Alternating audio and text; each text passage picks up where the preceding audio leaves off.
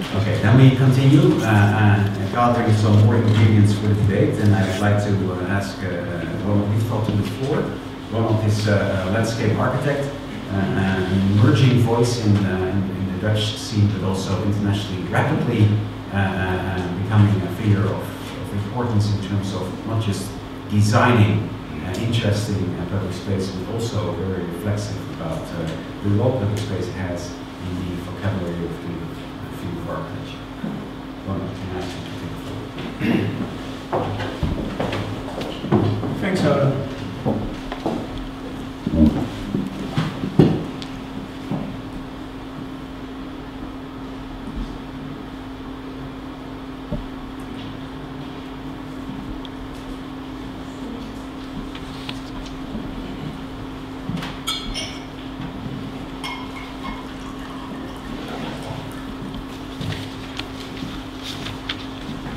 Social cohesion and strategic interventions. That's the title of the lecture, of my lecture in 10 minutes. Where is public life and how do we define it? That's one of the questions of tonight. Where is public life in the public domain? And the question is, how do you define the public domain? We follow Heyer and Rijndorp, Dutch researchers, the place where exchanges between people from various social, cultural backgrounds can and do occur. An example of a complex public domain in a complex neighborhood in the Amsterdam New West. I will come back to this slide later on. It's not about the beauty of design, it's about what is happening in this picture. Social cohesion and familiar strangers. What is abstractly called a lack of social cohesion is often first and foremost a lack of public familiarity, a lack of trusted familiar strangers. Without such familiar strangers, people feel no longer at home in their own street and their own neighborhood. A crucial research question in this is, how do strangers become trusted familiar strangers? We see a need for interdisciplinary research here. One should use insights from, for example, cognitive science, emotion psychology, and philosophy. For instance, we collaborate with Professor Nico Vrijda. He's an emotion psychologist to study public domain experience in everyday life. There are some remarks. Probably familiarity can result from different situations, from observing someone to collaborating with someone. It's not only purely public space that can function as public domain, but also shops, supermarkets, nightclubs, etc.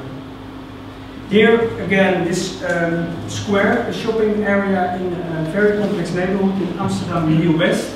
And again, it's not about the beauty of design, but what is happening on the picture, and it's actually kind of basic kind of interaction. People are observing each other in quite a relaxed way.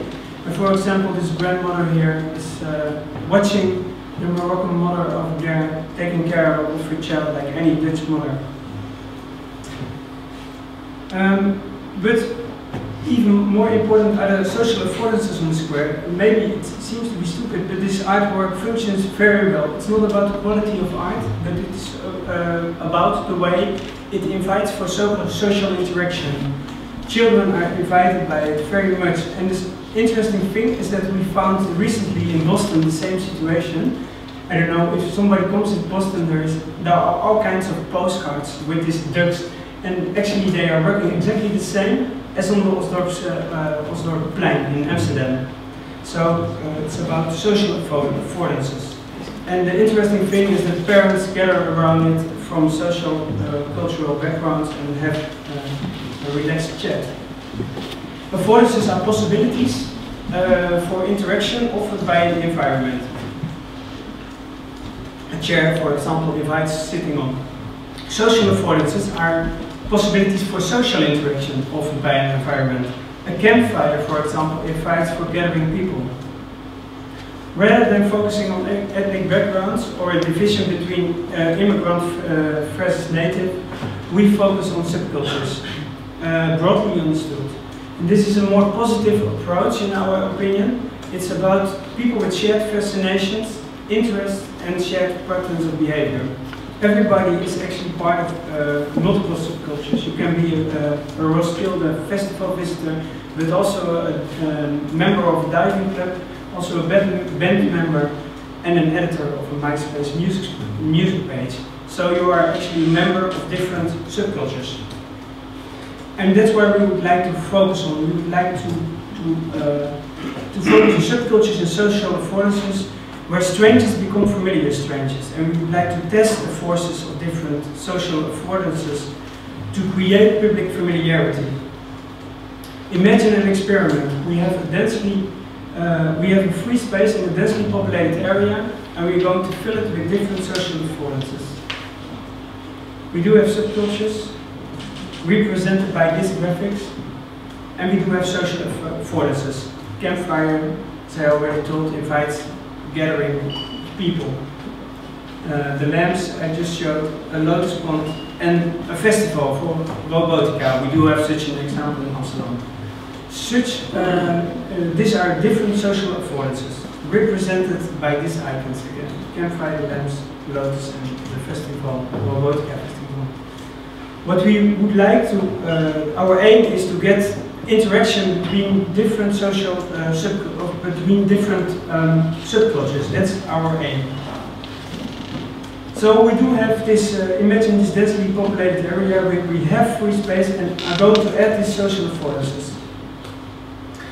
They are going to be colonized by different subcultures. That's what's going on. They're changing. And the campfire, for example, invites, it's inviting to more and more subcultures, and it's going to be colonized.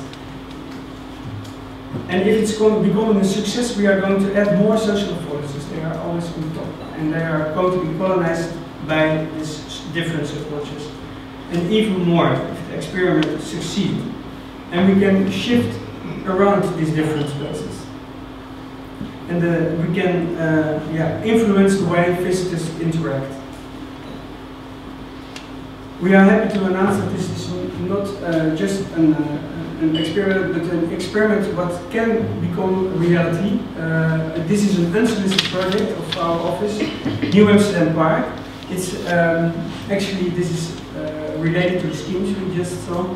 And this Amsterdam Park is an unused space in the city, in a densely populated area. It's very close by the city center, just above the KNSM, and it's in the former port area. And it's a leftover space. In the 19th and 20th century, Amsterdam used to make, or planned to make, 4 islands. In the end, the last one didn't come, and that's actually the hidden island underwater where we are going to propose this park. And this park is, again, this is related to the schemes we just saw. These are all different barges, old barges, reused barges, which are going to be filled with the social affordances. This is a landing stage project already planned by the Port of Amsterdam. It's already going to be made, and it's create a silent water behind this landing strip. And there is already coming a boardwalk to the city center. So we have an idea how to construct this park with reused barges, as I already said. These are, the proportions are 100 meters long, 11 meters wide, and 6 meters deep, high. And we do have an important partner already. This is the director of the Port of Amsterdam. He presented actually our plan last week already. He's adopting it. And now we are looking for interested parties and partners to bring it further. Something briefly about the design of the park. It consists out of 3 types of spaces. We do have the world inside the barges, where we can fill this, which we can fill with social affordances. We do have the upper roads above the park, which makes it accessible on the whole park, and also observing different spaces. And we do have water streets and square, which makes it accessible by little boats. So it's also, actually a kind of city on the water. And the interesting thing about this park with this social affordances, that's the main goal, to attract different subcultures and to be flexible with it. It's not a 19th century fixed park, but we can change the structure all the time. And that's the idea about it, so we can do this experiment in the public domain. This is the end of my presentation. I would like to thank you for your attention.